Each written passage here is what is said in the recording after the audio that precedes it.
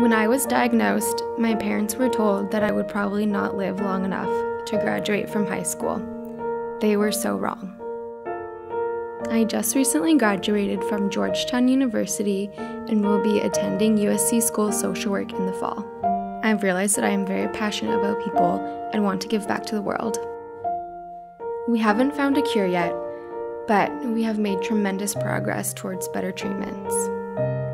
I believe a cure will be found. I dream of a life free of cystinosis.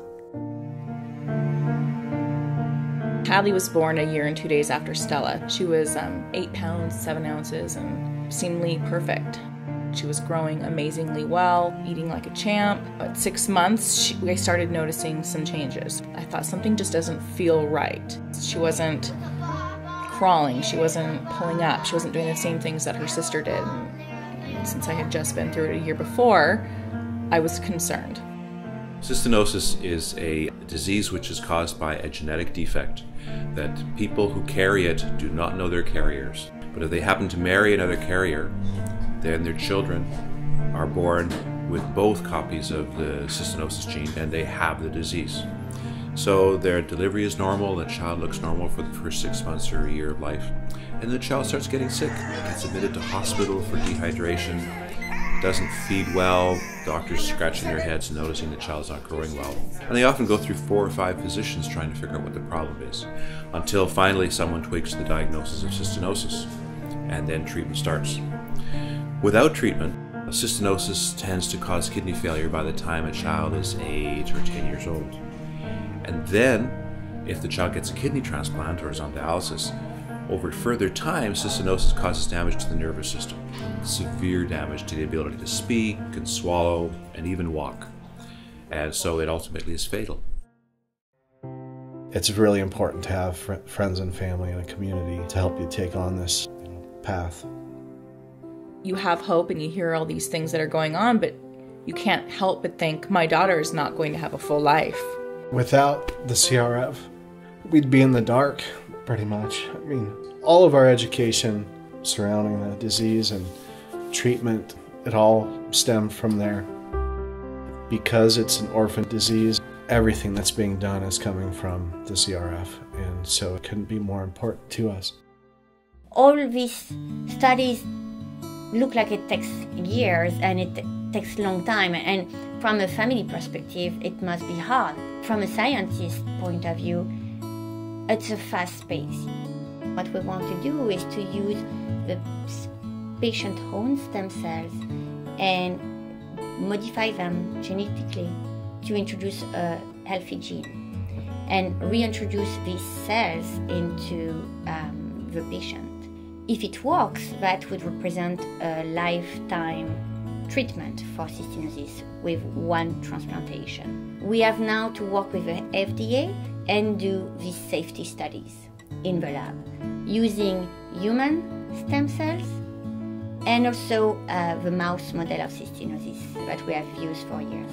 These studies should take 2 to 3 years if everything goes fine. If we don't see any adverse event, in this case we would be able to develop a phase 1 clinical trial for cystinosis.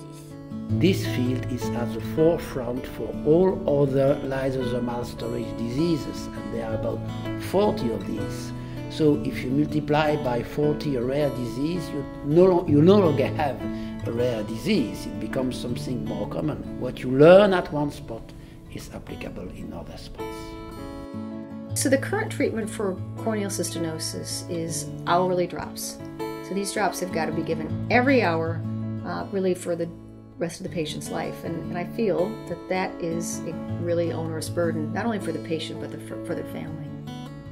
I'm currently collaborating with Dr. Ghanshan Ekara, who has really created this novel corneal drug delivery system, and we call that a nano wafer, that can release the drug over the course of a day or a day and a half rather than hourly. And we're really excited because we have preliminary data that shows that this drug delivery system is highly effective in reducing these corneal crystals. And it's our hope to present this data to the FDA and that we'll be able to start a clinical trial within a year or so. We have to demand, we have to challenge, we have to probe the scientists to get the solutions to these problems as soon as possible. I really believe we moved faster because of CRF. I never had to wait to go to the next step because the funding was always there. I want Hadley to grow old. I want her to get married and have babies. I want her to, or not. I want her to do whatever she wants to do. The thought of a cure is not even a thought. We believe there will be a cure. I have a picture of some patient here, as you can see, and this is, I look at that every day, and I see the smile, and as a mother of, 2 kids, I want to do my best. It seems like only yesterday that I made my wish to have my disease go away forever. I can't believe how much progress has been made through the years. With your love and support, everyone in the cystinosis community will continue to have hope for the cure. Thank you for never giving up.